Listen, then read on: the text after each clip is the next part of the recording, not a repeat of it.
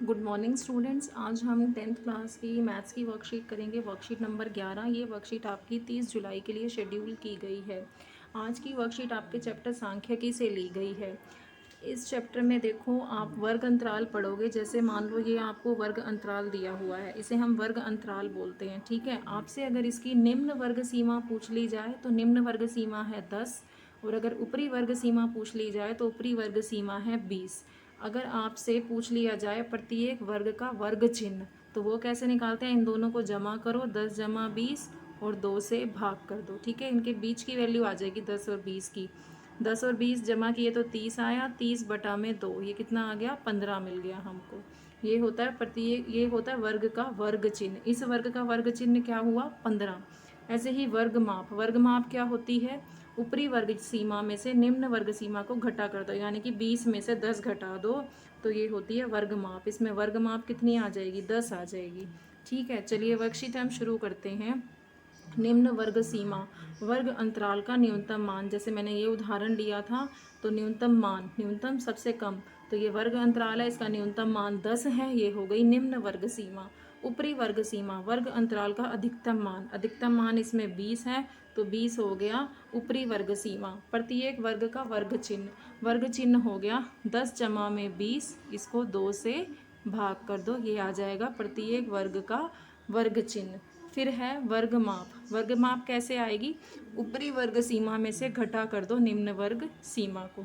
ठीक है, यानी कि 20 घटा 10 कर दो, पहले भी बताया ना ये हो गया वर्ग माप। आगे देखते हैं, आपको दिया हुआ है, देखो वर्ग अंतराल 55 से 60 दिया है ये वर्ग अंतराल। इस वर्ग अंतराल की निचली सीमा क्या होगी? तो आंसर आ गया 55। इस वर्ग अंतराल का वर्ग चिन्ह क्या होगा? वर्ग चिन्ह कैसे निकालते हैं? 45 50 का पूछ रहा है ये, 45 50 का आपसे वर्ग चिन्ह पूछ रहा है। तो वर्ग चिन्ह क्या होगा? निम्न वर्ग सीमा और ऊपरी वर्ग सीमा, ये पढ़े ना, इसको 2 से भाग कर दो, यानी कि 45 जमा 50, उसको 2 से भाग कर दो। कितना आ गया ये आ गया आपके पास 95 बटा में 2।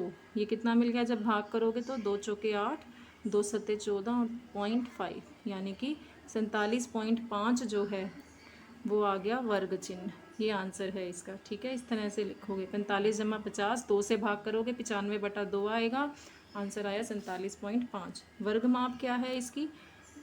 वर्ग माप कैसे आएगी इसकी? 50 घटा में 45 से इसकी आप वर्ग माप निकालोगे, कितनी आ गई? 5। ठीक है, ये आंसर हो गया वर्ग माप का। ठीक, अब यहाँ पढ़ते हैं। आपको देखो 35 लोगों का वज़न किलोग्राम में दिया गया है, 43 51, इस तरह से ये 35 लोगों का वज़न लिखा हुआ है। बराबर वर्ग अंतराल लेते हुए बारंबारता बटन सारणी को पूरा कीजिए। ये होती है बारंबारता बटन सारणी। अब मैं इसको समझाऊंगी कैसे लिखते हैं। पहले कॉलम में, ये कॉलम बनाते हैं हम इस तरीके से। ठीक है, तो पहले कॉलम में आपका वज़न आ जाएगा किलोग्राम में, दूसरे कॉलम में आपके मिलान चिन्ह बताऊंगी कैसे लेते हैं, और तीसरे कॉलम में आप बारंबारता लिखेंगे, जिसको हम इंग्लिश में फ्रीक्वेंसी बोलते हैं। तो फ्रीक्वेंसी एफ से आएगा ना, इसलिए इसके ब्रैकेट में इन्होंने क्या लिखा है? एफ लिखा है, एफ और नीचे आई क्यों लिखा है? क्योंकि ये F1 हो गई, ये F2 हो गई, तो आई मतलब आई की वैल्यू जो है वो कहाँ से कहाँ तक है, जितने ये दिए हुए हैं आपको। ठीक है, तो ये F1 की फ्रीक्वेंसी हो गई, ये F2 हो गई, ये F3 हो गई, इस तरीके से। पहला आपको देखो क्या दिया है, 40 से 45। हम इसमें 45 वाला वज़न काउंट नहीं करेंगे, 45 वाला वज़न अगले में काउंट होता है, 45 से 50। ठीक है, इसमें जिसकी निम्न वर्ग सीमा 45 है, इसमें काउंट होगा 45 वज़न, 45 वज़न इसमें काउंट नहीं होगा। तो देखो 40 से 45 कितने लोगों का है? 5 लोगों का। जब 4 होते हैं तो उसके लिए हम 4 डंडे लगाते हैं इस तरीके से, और 5वें के लिए हम इनको इस तरीके से काट देते हैं, ये 5 हो जाता है। ठीक है, अब जैसे अगर छठा आएगा, 7वां 8वां 9वां 10वां आएगा, तो 10 के लिए फिर कट जाएंगे। 5 के पहाड़े से कटते हैं, 5 पे ये लाइन डलेगी, फिर 10वें पे डलेगी, फिर 15 पे, फिर 20 पे, ऐसे होता है। तो पहला है 40 से 45, ये 5 लोगों का था, जिसमें ये 45 नहीं लिया। ठीक है, जैसे मैं आपको दूसरे में हमें 45 से 50 लेना है। ठीक है, तो 45 इसके अंदर हम लेंगे दूसरे वाले में, लेकिन 50 हम नहीं लेंगे। तो देख लेते हैं कितने मिलान चिन्ह आएंगे इसमें। तो ये देखो 45 से 50 वाले में 7 आ गए, ये 47 आ गया पहला। ठीक है। दूसरा ये 48 आ गया, फिर इधर 48 आ गया, इधर भी 48, फिर 46, फिर 45 और फिर 47। 45 हम इसमें काउंट करेंगे, लेकिन 50 हम इसमें काउंट नहीं करते। तो 7 हो गए। कैसे करेंगे? 1 2 3 4 5, 5 पे हमें काटना था ना। 1 2 3 4, ये हो गया 5, ठीक है। 6 और 7 ऐसे आएगा ये। अब देखो यहाँ अगला क्या आएगा? 50 से 55, तो 50 लेंगे और 55 हम इसमें नहीं लेंगे। यहाँ पे दे रखा है कितने आने चाहिए, देखो 5 और 5 10 और 1 11 आने चाहिए। देख लेते हैं। ये देखो 50 से 55 में हमने 11 ले लिए। ये है 51, फिर 50, फिर 53, फिर 53, फिर 50, फिर 52 54 52, फिर 50, फिर 54 और फिर 53। 11 हो गए ये, ठीक है। इधर हम लिखेंगे 11। अब 55 से 60 कितने दिए हुए हैं? ये तो हो गए 5, 5 और 2 7 दिए हुए हैं, ठीक है। अगला करते हैं 60 से 65। इसको नोट कर लो। इतना आपको ये ध्यान रखना है, 4 के बाद 5वां आपने इस तरीके से दिखाना है, फिर 6ठा 7वां ऐसे चलते हैं ये, ठीक है। 8वां 9वां 10वें पे फिर ऐसे आ जाएगा। ये चीज़ें बस ध्यान रखनी है इसमें। अगला देखते हैं 60 से 65। 60 से 65 वाले कितने हैं? देखो 62 आ गया। अगला देखो 60 इसमें ले लेंगे ना। 60 आ गया, 63 आ गया, फिर 60 आ गया। कितने हो गए? ये 4 हो गए।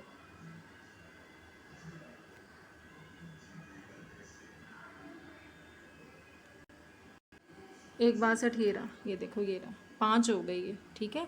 तो यहाँ 1 2 3 4, 5वें पे हम इस तरह से कर देंगे, ठीक है। आगे बढ़ते हैं। माध्य के बारे में हमें दिया हुआ है। माध्य क्या है? अवर्गीकृत बारंबारता के लिए। अवर्गीकृत जिसमें सिर्फ आपको सिंपल ऐसे नंबर्स दिए हुए हो, 2 4 6 8 ऐसे सिंपल दिया हो। इसको हम x1 बोलते हैं, इसको हम x2 बोलते हैं, इसको हम x3, ये x4, मान लो 4 नंबर दिए हुए हैं। xn का मतलब है आपको ऐसे n नंबर्स दिए हुए हैं, x1 x2 x3, बीच में कोमा आना चाहिए यहाँ, xn, ये आंकड़े दिए हुए हैं। तो इनका माध्य क्या निकलेगा? माध्य क्या होता है? हम सिग्मा रखते हैं, सिग्मा एक्स आई की वैल्यू 1 से लेकर n तक इस तरीके से रखा जाता है। सिग्मा एक्स आई की वैल्यू 1 से n तक। आई मतलब कि आई का मान 1 से n तक। अगर जैसे 4 नंबर्स हैं मान लो मेरे पास, मैं इसको कैसे बोलूँगी? एक x1 है, एक x2 है, एक x3 है, एक x4 है। तो मैं इसको कैसे लिखूँगी? सिग्मा एक्स आई की वैल्यू 1 से लेकर 4 तक। इसका मतलब होता है एक्स आई का मान एक बार 1 रखोगे, सिग्मा इस साइन को हम सिग्मा बोलते हैं। सिग्मा मतलब जमा का निशान डालोगे, फिर x2 लिखोगे, फिर x3 लिखोगे, x4 तक आप जमा करोगे इस तरीके से, ठीक है। तो इसका माध्य क्या हो जाता है? माध्य हो जाता है, माध्य का फार्मूला, माध्य को हम ऐसे दिखाते हैं, माध्य का प्रतीक है ये। माध्य हो जाता है सिग्मा एक्स आई का मान 1 से n तक बटे में n। बटे में हम n लिखेंगे जितने नंबर हैं आंकड़े के, जितने आंकड़े हैं, जितने, जैसे मेरे पास 2 4 6 8 लिया था मैंने, तो टोटल कितने नंबर आए? 1 2 3 4, तो n की वैल्यू हो गई 4। 4 से भाग करेंगे इसको हम, ठीक है। अब देखो एक्स आई क्या है? वर्ग का वर्ग चिन्ह। अच्छा, ये तो अब उसके लिए वर्गीकृत बारंबारता के लिए अभी हम ये पढ़ रहे हैं जो मैं आपको बता रही हूँ। तो ये है एक्स बार, ये है सिग्मा एक्स आई जिसको भाग किया इन्होंने n से, ठीक है। ये देखो यही लिखे है ना, आई की वैल्यू 1 से लेकर n तक, और n है आंकड़ों की संख्या, ठीक है। अब उसके बाद वर्गीकृत बारंबारता बटन दिया हुआ हो तो कैसे करते हैं? ये देखो ये होता है वर्गीकृत बारंबारता, आपको इस तरीके से दिया जाता है। अभी इसका हम फॉर्मूला पढ़ेंगे। अभी इस वर्कशीट में तो सिंपल आपको फॉर्मूला समझाया हुआ है, ये उदाहरण के माध्यम से भी बताया जाएगा अगली वर्कशीट में, ठीक है। अगर हमें वर्गीकृत बारंबारता दी हुई होती है तो इसका फार्मूला होता है माध्य निकालने का, सिग्मा एफ आई एक्स आई का वैल्यू क्या होता है 1 से लेकर n तक, और इसको हम भाग करते हैं सिग्मा एफ आई से, जहाँ पर i का वैल्यू होता है 1 से लेकर n तक। ये माध्य निकालने का फॉर्मूला है जिसमें सिग्मा एफ आई एक्स आई बटे में सिग्मा एफ आई आता है, ठीक है। ये आपको यहाँ दिया हुआ है। एक्स आई क्या है? वर्ग का वर्ग चिन्ह, और एफ आई क्या है? वर्ग की बारंबारता। इसको उदाहरण से ही समझ में आएगा ये, अभी सिर्फ फॉर्मूला दिया है। माध्यक क्या है? माध्यक निकालने के लिए पहले आंकड़ों को आरोही में लिखो या अवरोही क्रम में लिखो, ठीक है। आरोही क्या होता है? जब हम छोटे से बड़े नंबर लिखते हैं अवरोही क्या होता है, बड़े से हम छोटे पे पहुंचते हैं। तो अगर n आपको विषम दिया हुआ है तो माध्यक क्या होगा, n जमा 1/2, वो आपका माध्यक आ जाएगा अगर n विषम दिया हुआ है। मैं आपको उदाहरण से बताती हूँ। ये देखो आपको नंबर दिए 2 5 1 4, इसको पहले आरोही में लिखो। कैसे लिखा जाएगा, 1 2 4 5, ठीक है। पहले सबसे छोटा आया फिर उससे बड़ा। अब देखो ये एक और मान लो 6 दिया हुआ है तो यहाँ पे आया 6। अब ये कितने हैं, विषम संख्या है इनकी, 3 और 2 5, 5 नंबर है ना, ये n हो गया 5। तो माध्यक क्या होगा, माध्यक कैसे निकालेंगे, ये फार्मूला है 5, n की जगह 5 रखा, 5 जमा 1/2, कितना आया 6/2, यानी कि 3। यानी कि जो तीसरा नंबर है वो आपका यहाँ माध्यक हो गया, 4 आपका माध्यक हो गया, ठीक है। अगर यही n सम संख्या में होता, 5 ना हो करके ये n क्या होता, देखो इस तरह से दिया होता 2 3 5 1, ठीक है 4। इसको पहले आप उसमें लिखते, ये किसमें कितने नंबर हो गए, ये हो गए सम संख्या हो गई ना, 3 और 3 6। इसको पहले आप लिखते आरोही में, इस तरीके से लिख लिया मैंने। अब ये सम संख्याएं हो गई, 6 नंबर हैं ये। अब इनका माध्यक निकालना हो तो क्या करेंगे हम, माध्यक निकालने के लिए अब करेंगे हम, 6 संख्याएं हैं तो 6/2 जमा 6/2 जमा 1 ऐसे लेते हैं, यानी कि ये वाला नंबर 6/2 आया, तीसरा नंबर है 3, और यहाँ आया 3 जमा 1 चौथा नंबर, ये है 4। तो 3 जमा 4 और इसको 2 से भाग कर देते, ठीक है। 3 जमा 4 और इसको हम 2 से भाग करते तो कितना आ जाता, हमारा माध्यक आ जाता 7/2, यानी कि 3.5। तो यही समझा रहा है इसमें कि अगर n हमारा सम हो तो n/2th टर्म होती है, ये n/2th ऐसे लिखा जाता है, n/2th टर्म मतलब वो वाला नंबर। और ये है यहाँ ये गलत लिखा हुआ है, ये ऐसे होता है n/2 जमा 1 ऐसे लिखना है इसको, ठीक है, इस तरह से होता है। और इसको भाग करते हैं हम 2 से, ये वाले प्रेक्षण का मान लेते हैं। n क्या है, आंकड़ों की संख्या होती है। आगे देखो आपको बहुलक बताया जा रहा है। बहुलक क्या होता है, सबसे अधिक बार आने वाला प्रेक्षण का मान होता है। इसको हम समझते हैं, उदाहरण भी दिए गए हैं। देखो 75 और 95 के बीच सभी विषम संख्याओं का माध्य व माध्यक ज्ञात करना है। अब इन्होंने 75 और 95 के बीच की विषम संख्याएं लिख ली, 77 79 81 83 95 तक लिखनी थी, 93 तक यहाँ तक आ गई, ठीक है। माध्य कैसे निकालेंगे, माध्य होता है टोटल कितने नंबर हैं, 1 2 3 4 5 6 7 8 9 है, भाग करेंगे 9 से, ठीक है। माध्य निकालने के लिए माध्य का फार्मूला ये पड़ा है ना, सिग्मा xi/n, और इनका जोड़ कर दो। यहाँ हमने इसका जोड़ किया, इसको भाग कर दिया 9 से, जोड़ आया 765, 765 को 9 से भाग किया, माध्य आ गया 85।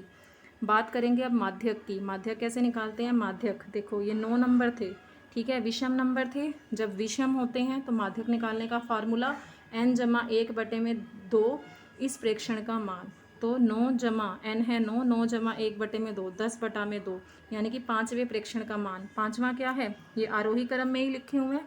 5वां प्रेक्षण है ये 85, ठीक है, ये आ गया। अब अगला क्वेश्चन क्या कहता है, आपको बहुलक निकालना है। निम्नलिखित आंकड़ों का बहुलक क्या है। बहुलक क्या है, हमने पढ़ा जो सबसे ज़्यादा बार आया हो, ठीक है। तो जो नंबर ज़्यादा बार आए वो बहुलक होता है। देखो 15 इधर 1 बार, 2 बार, 3 बार, 4 बार, 5 बार। बाकी नंबर देख सकते हो आप, 14 को देखूँ तो 1 बार, 2 बार, 3 बार, 4 बार ही आ रहा है। जो नंबर सबसे ज़्यादा बार आएगा वो बहुलक होगा। 15 सबसे ज़्यादा बार आ रहा है ना, बाकी भी चेक कर लो। 19 देखो कितनी बार आ रहा है, 1 बार, 2 बार ही आ रहा है बस, ठीक है। ऐसे 18 चेक कर लो आप, 1 बार, 18 1 बार ही है। तो 15 जो है वो सबसे ज़्यादा बार आया, ये 5 बार आ रहा है, तो ये क्या हो गया, बहुलक हो गया इस आंकड़ों का। क्वेश्चन देख लेते हैं। पहला क्वेश्चन कहता है पहली 6 पूर्ण संख्याओं के वर्गों का माध्य ज्ञात कीजिए। पूर्ण संख्याएं किससे स्टार्ट होंगी, 0 से। तो पूर्ण संख्याओं के वर्ग करो, पहले 0 का स्क्वायर करो, जमा 1 का स्क्वायर करो, जमा 2 का स्क्वायर करो, जमा 3 का स्क्वायर, जमा 4 का स्क्वायर, जमा 5 का स्क्वायर, जमा 6 का स्क्वायर। देखो 0 का स्क्वायर, जमा 1 का स्क्वायर, जमा 2 का स्क्वायर, जमा 3 का स्क्वायर, जमा 4 का स्क्वायर, जमा 5 का स्क्वायर। इनके वर्गों का माध्य निकालना है ना, जमा 6 का स्क्वायर। इसको भाग करना है, कितनी संख्याएं हैं ये, नहीं 5 तक आएंगी, 6 संख्याएं लेनी थी ना, एक 0 भी तो है तो 5 तक आएगी, 1 2 3 4 5 6। अब ये 6 से हम भाग कर देंगे, ठीक है। ये आएगा माध्य हमारे पास। कितना आएगा देखो, माध्य कितना आया, 0 जमा 1 जमा 2 दूनी 4 जमा 9 जमा 4 चौक 16 जमा 25। इसको 6 से भाग करो।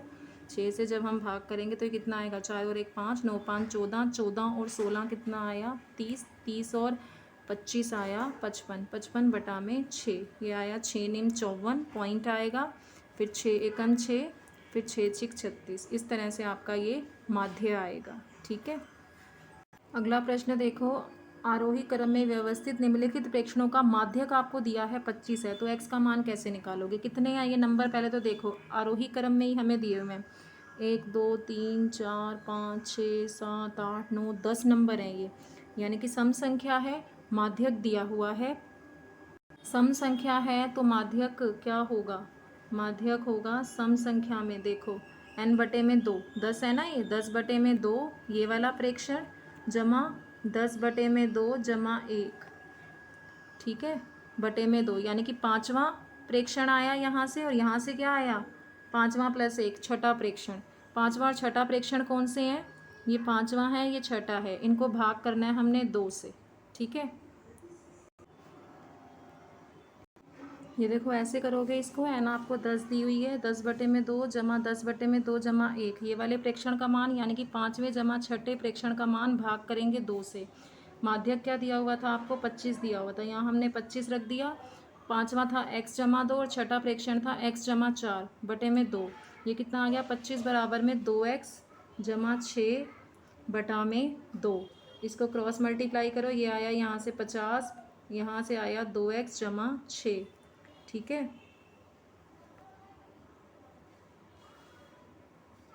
अब 50 में से 6 गए 44 और इधर आया 2x, 44 बटे में 2 किया, भाग हो जाएगा ना ये 44 बटे में 2, तो x का मान कितना आ गया 22। ठीक है, x का मान आ गया 22, ये हमारा आंसर आ गया। ठीक है, इस तरीके से आप ये क्वेश्चन करोगे। अगला देखो क्या है, दिए गए अक्षरों का बहुलक ज्ञात कीजिए। जो सबसे ज़्यादा बार आ रहा है वो बहुलक है, सबसे अधिक बार आने वाला प्रेक्षण। आप ये लाइन लिख देना, बहुलक क्या है, सबसे अधिक बार आने वाला प्रेक्षण। ठीक है, तो इसमें देखो कौन सा आ रहा है, एस एस 2 बार ये हो गया और 2 बार ये, यही है जो ज़्यादा बार दिख रहा है इसमें, तो आप लिखेंगे इसका आंसर एस, क्योंकि यह 4 बार आ रहा है जो कि सबसे अधिक है, ये वाली लाइन। ठीक है, पहले लिखो बहुलक इज इक्वल टू सबसे अधिक बार आने वाला प्रेक्षण, फिर 15 की जगह लिखना एस, क्योंकि यह 4 बार आ रहा है जो कि सबसे अधिक है, बाकी मत लिखना, जो कि सबसे अधिक है। ये वर्कशीट कंप्लीट हुई। अगर मेरा वीडियो अच्छा लगे तो चैनल को लाइक सब्सक्राइब एंड शेयर कीजिए। Thank you for watching my video.